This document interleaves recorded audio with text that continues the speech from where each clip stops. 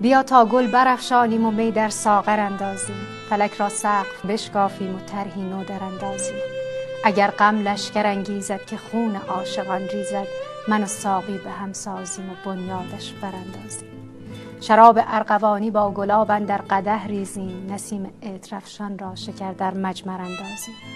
چو در دست است رودی خوش، بزن مطرب سرودی خوش، که دست افشان غزل خوانیم و پاکوبان سر اندازیم.